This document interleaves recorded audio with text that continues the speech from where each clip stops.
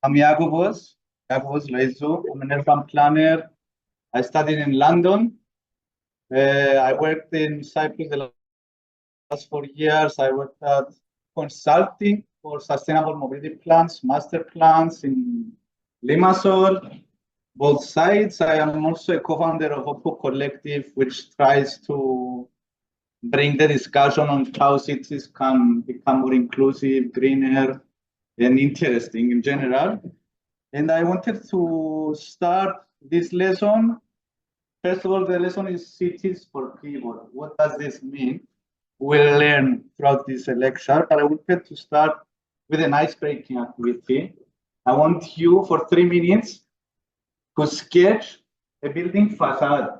So when you think of a facade today, what are the elements? You can be with as detailed as possible.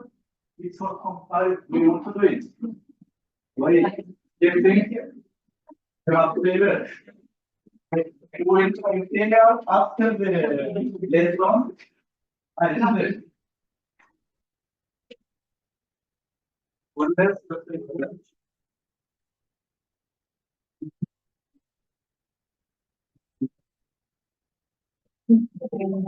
Estamos describiendo a frío, voy a saber, voy a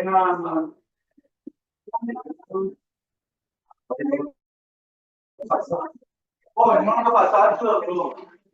No. As well. Building and the street, no, it's not a technical drawing. I want to see the elements of the trees. Do you put windows or big windows, small windows? No. The edge of the building in the street for 2 minutes. It has to be confusing. It's part of the process.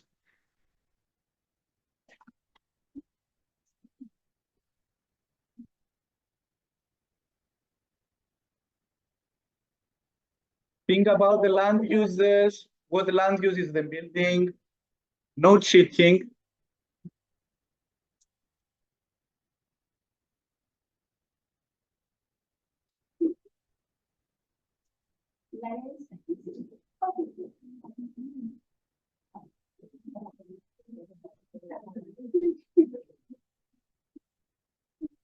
I'm looking something like this, by the way. So something very basic. Except don't focus on this, on how big the pavement is. You put cafes here, not like space. The state section. No, I'm doing a facade now. It's up to you. Facade.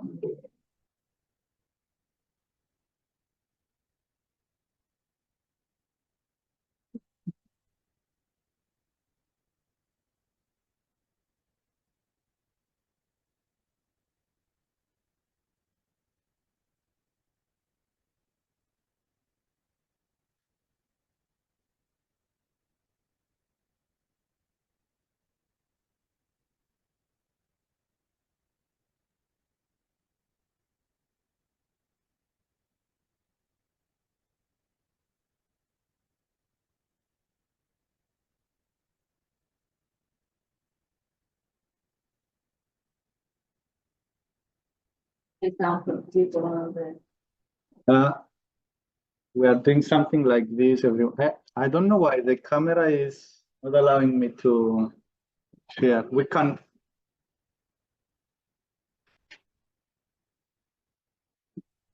Okay, 1 more minute. It's only an exercise to start thinking what are the elements of a street, a building.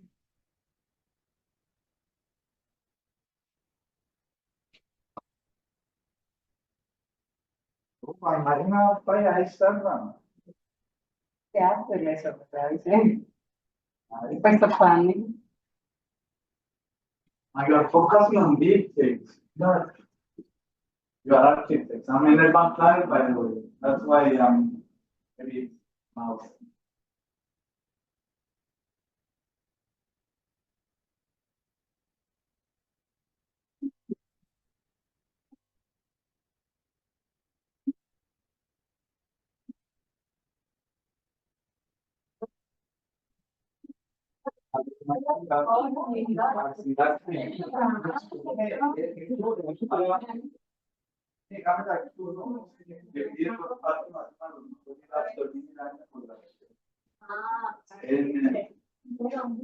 Actually, did we get a taste of the street slopes and building blocks? What is it?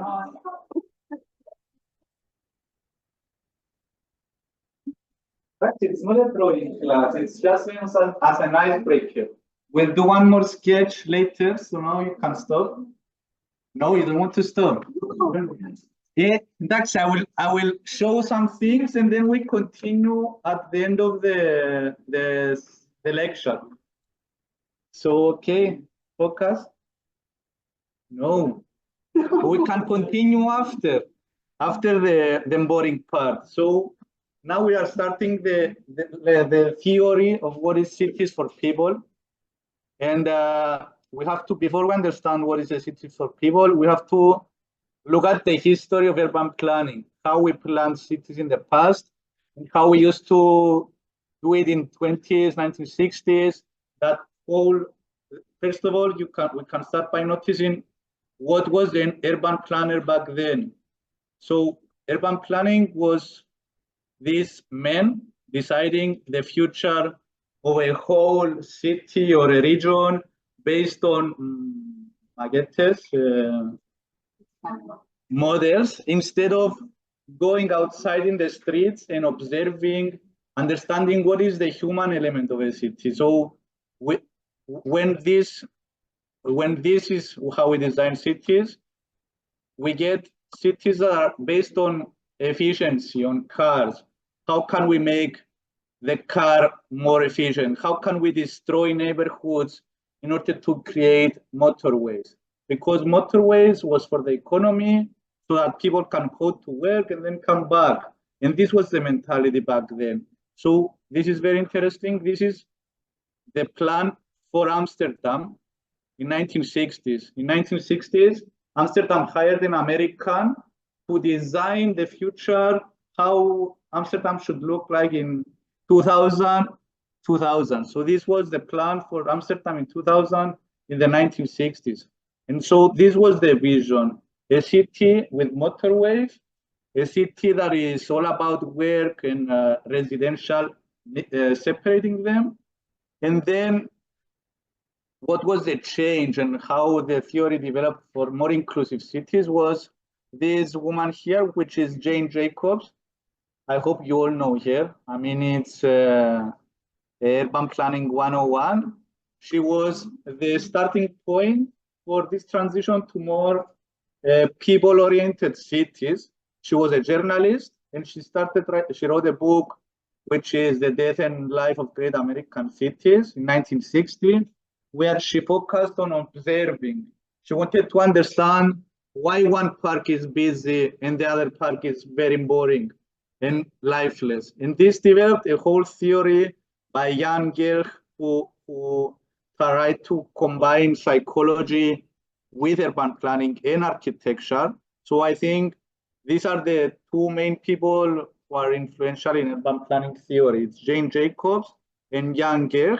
And the final book that I wrote here is Soft City, which is the criteria that our assessment will be based on, which is the 9 criteria for creating a soft city. So what is this human dimension? What do we talk about when we say human-friendly city, people-centric city? We focus on the scale of buildings. So for example, it's different walking downtown in Nicosia, and it's different walking in New York, or in Toronto, the city center, which is just offices. The human scale is different. You feel you are disoriented, you feel intimidated by the space, and this is one of section of the people-centric. Then they started talking about how mixing land use affects a city vibrancy. So it's different, like Nicosia, to split. This is residential, this is the mall where you go for shopping, this is the work.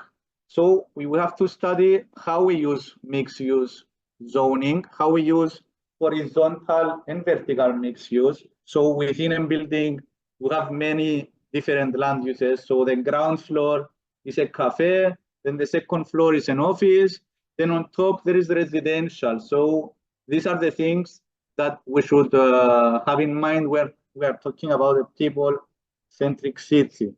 So the other thing here, which I want to focus for this lecture, is active frontage.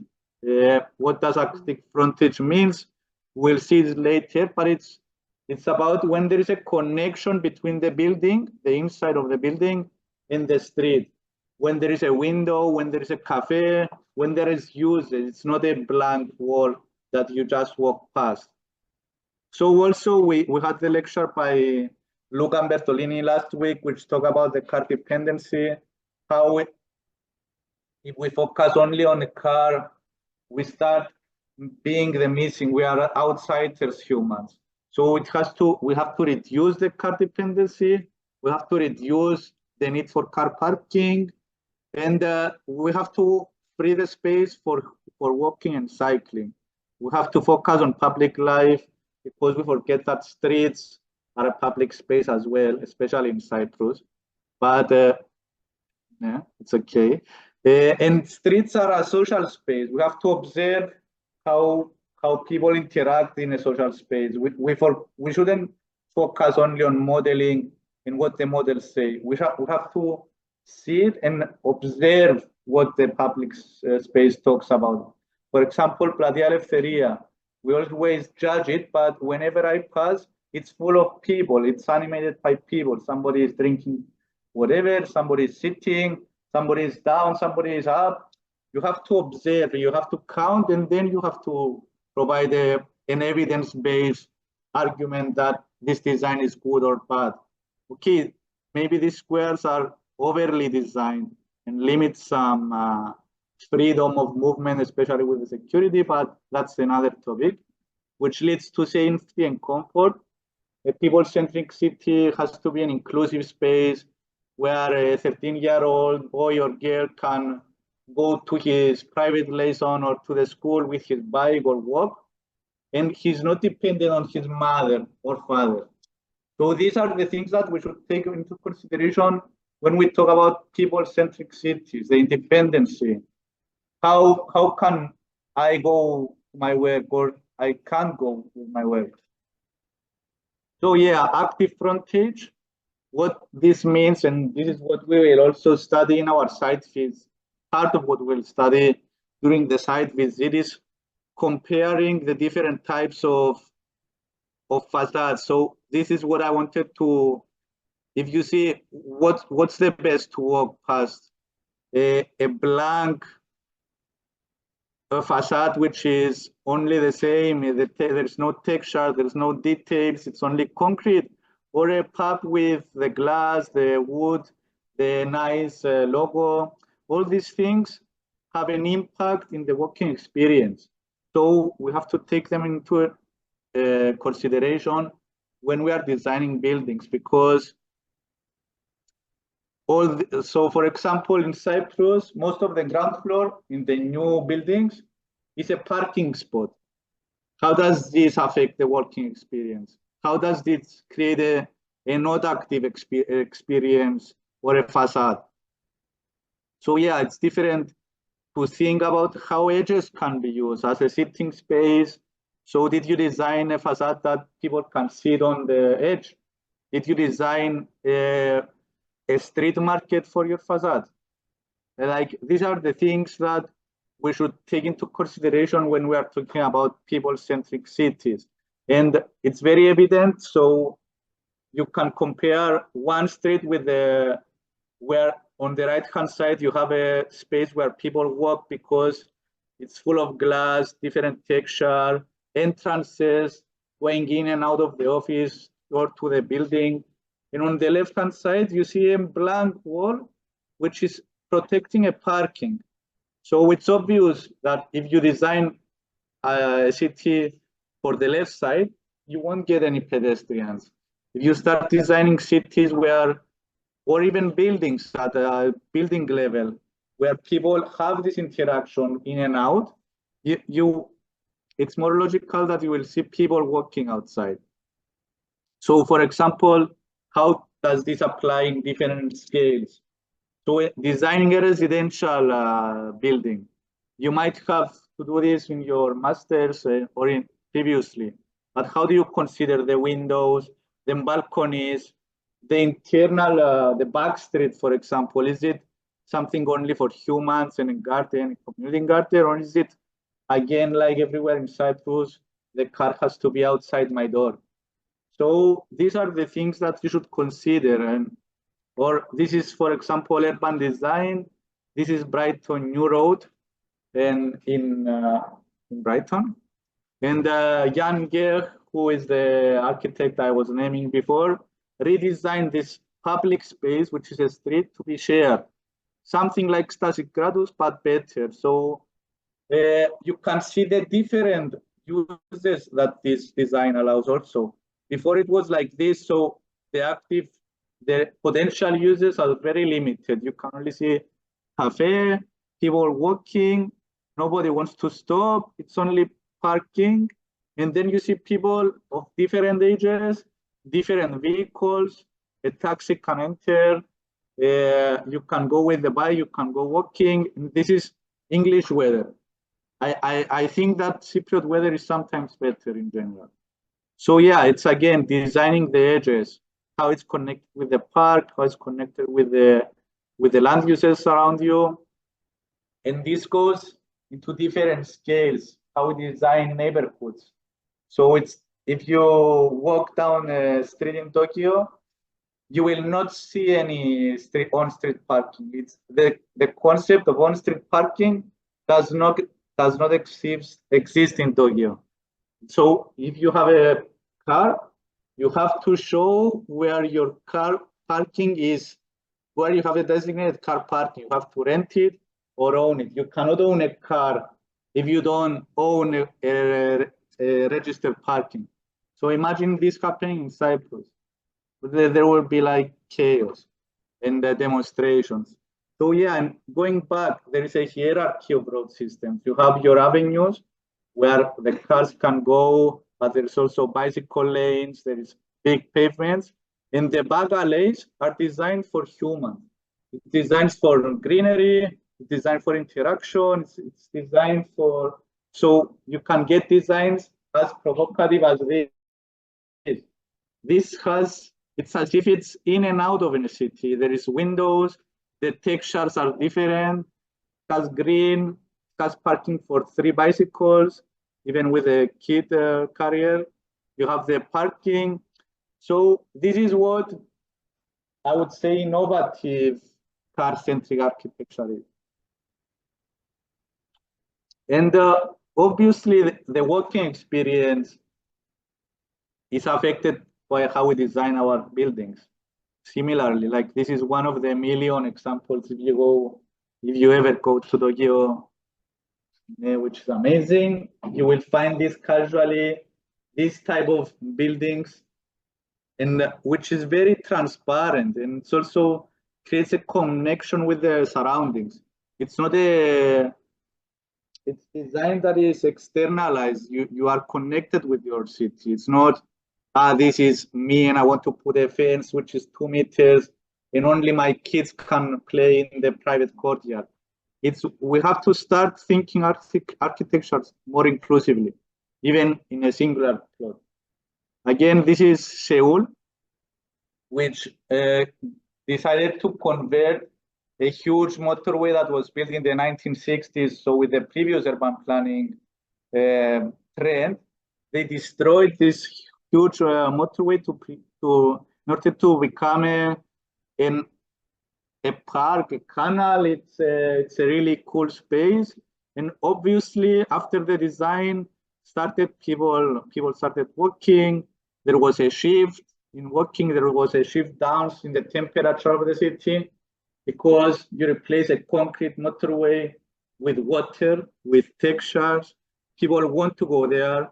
They will use the space to walk from one space to another. And you create this experience walking, which is very different. So I think I'm almost at the end.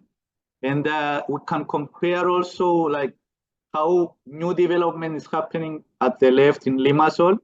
I don't remember the name of the development. It's near the casino, and on the right, it's Malmo BO10, which is even I on the right, it's Malmo. On the left, it's Limassol. It's not green. It's the other one. And one of those. But you immediately start thinking, comparing of the different land uses. Like I visited the one on the right. I was in Copenhagen. I entered the train with my bike, went to Malmo Central Station, got off my bike, and biked to that destination for 15 minutes. It was the easiest thing just to change cities using a bicycle. There was a million different types of housing, from 1 bedroom, 4 bedroom, 3 bedroom houses. So this development combined different land uses. So it's a little bit for everyone. There are different types of open spaces. It's an open environment. It's not controlled. It's not a gated community that you should enter only if you have a house. It's part of the city. There is the more high-end, let's say, skyscraper, but it balances out with the whole environment. Even the skyscraper at the ground floor level, it's friendly. It's not with fences. It has windows. It has a cafe. So even something like this can be designed as an integrated element of the city. And also you see that it sort of flows with the city. It connected harmoniously with the city, the one on the right, while the one on the left is like, I don't want to describe it. So how does this compare when we say people-centric cities in Cyprus? I guess the city center is very designed with this element, but what about the future, the newer development? How does walking past these walls, the pavements that are never present, and a pavement that is also a parking, which I never understood. How can it be a pavement and a parking? Or even how we design trees. Even trees can be a hazard in Cyprus. There is a tree and there is no enough pavement for a pedestrian to walk, and then the pedestrian has to walk into the street. So even trees are good, but they can be a hazard for mobility. Construction sites, abandoned housing, graffiti, which I love and do, but not everything is good. I mean, abandoned construction sites, how does this affect the walking experience? Is this a people-centric city? This is Glastonos, for example. You can see on the right a beautiful building, old building from, I think it's used by the University as well of Cyprus. And right next to it, there's this mansion with a 2-meter fence. So immediately the walking experience is different. I mean, we shouldn't design unless it's a prison, a house with this fence, especially in a very historical side of the city. It's not allowed. It's not even legally speaking. The local plan limits the length. I think it's 120, the height of a building fence. Okay, but the result is this. So the local plan doesn't always work, in which is it has to change, in my opinion. Okay, so similarly, continuing, walking down the streets, this is what we observe. And this is again what you will do in the site visit. I want you to have in mind, okay, now I'm walking and there's this car on a pavement. How can we redesign this? Not with the, what? So yeah. Is everything bad in Cyprus though? The waste. Like how do we handle waste in a city for it to become more people-centric? But okay, it's not everything bad. I think there is, especially if you go downtown, you will see what I'm talking about, an active ground floor. Even somebody who is doing work that is, let's say, more physical, industrial, you will sit in the city center. And for me, this is amazing. You will pass by, he will talk to you, maybe you have this interaction, you will see people, what children play. Okay, this is South Nicosia, but still it's Nicosia and the city center.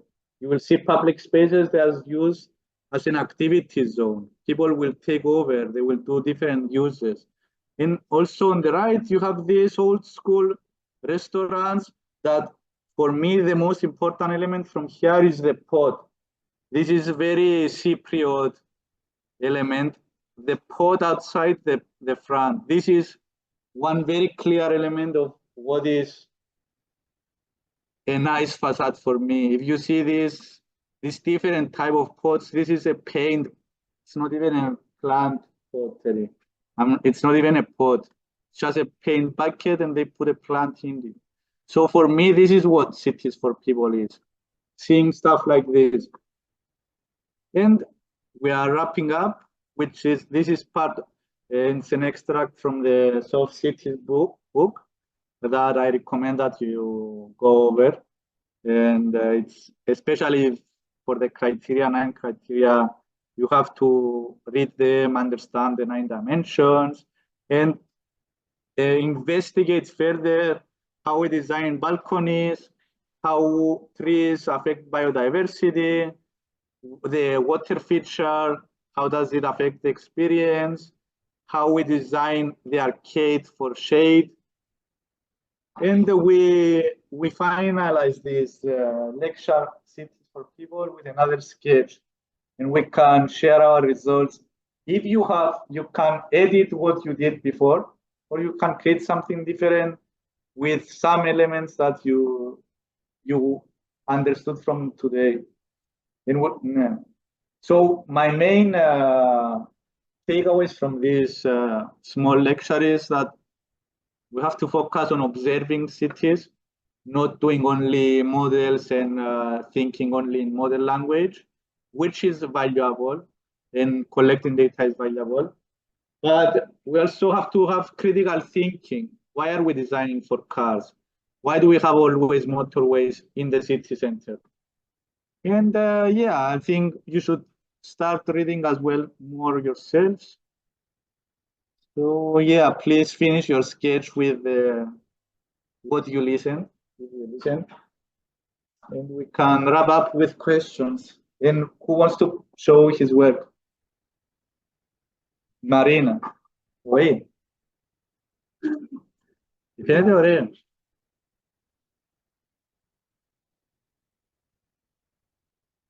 No, they understood everything. Mine wants to show the sketch.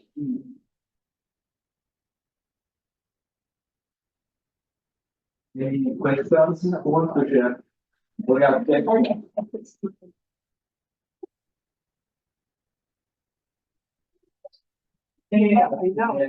Alla city stava nella sta facendo exo igual California igual esto viendo le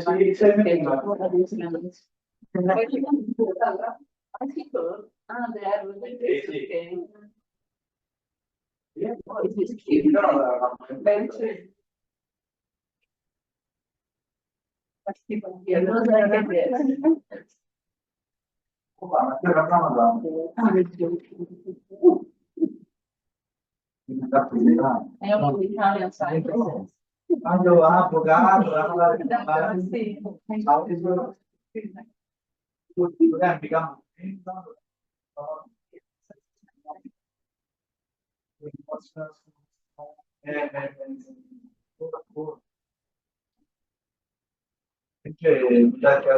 in casa come sia lo so residenza abbiamo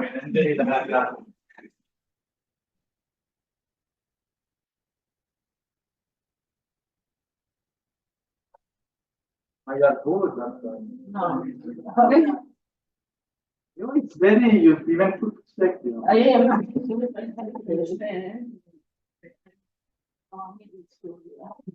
Yes. We have 3 more minutes and the next No, it's a 5 the answer. Ah, it's a time break. That's good, good.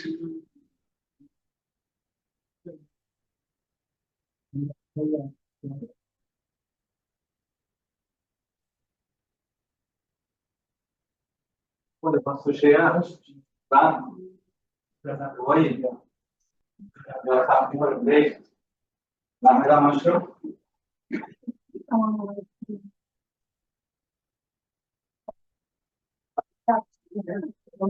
E ti viene mercato, ma è valido.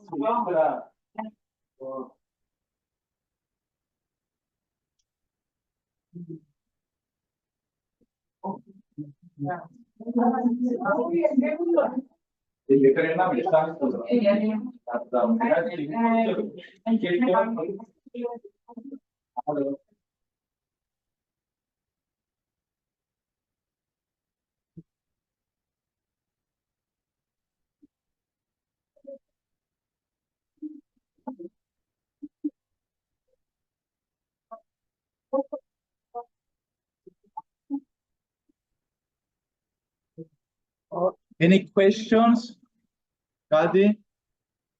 No, we should wrap up. Guys from the, yeah.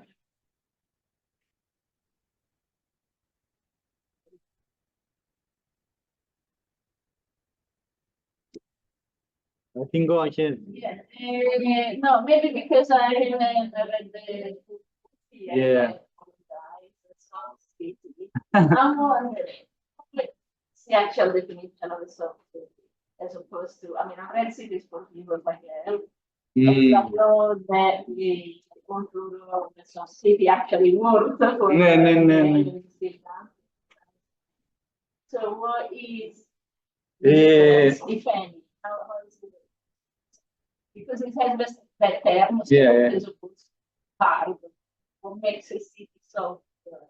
I think we should, I don't want to answer incorrectly because I don't remember as well, but it's more towards the slow city. It's more about having a city that's not about efficiency, motorways everywhere, and work residential separation. It's about a slower city that we focus on the human element. But again, I hope the students will investigate and come back with the answer, and me, because I don't remember the slow cities. The definition. A soft cities.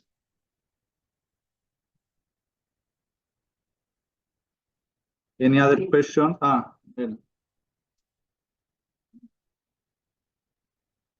I don't remember the definition, but I remember mentioning 9 elements that make it. No. The 9 elements, no. Exactly.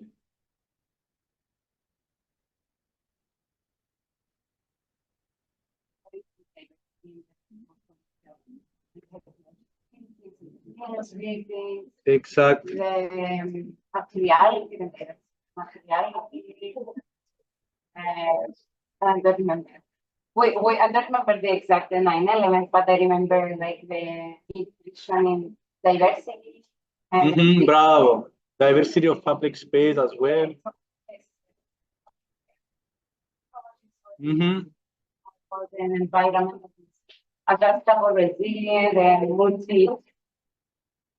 Bravo, indeed. Anybody read the 9 criteria or only Michelle? The rest have to read it as well if you have time.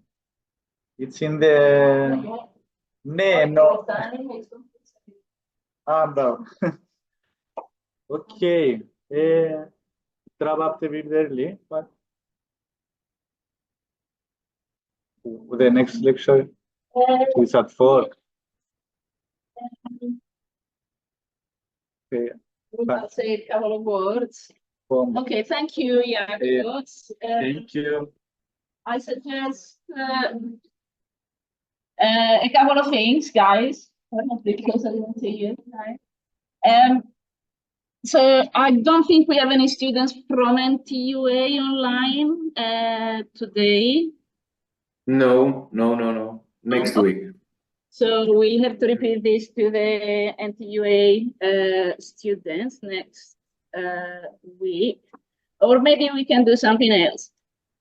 So, as you know, in your course curriculum, which you all should have, we have listed supporting materials. The supporting materials you can find in PDFs or links to PDFs and videos online. I am not going to test you, but I strongly recommend that you read one per week. I will suggest which one is, to me, the most relevant to this course, but if you prefer reading something else because it is more of your interest, that's fine.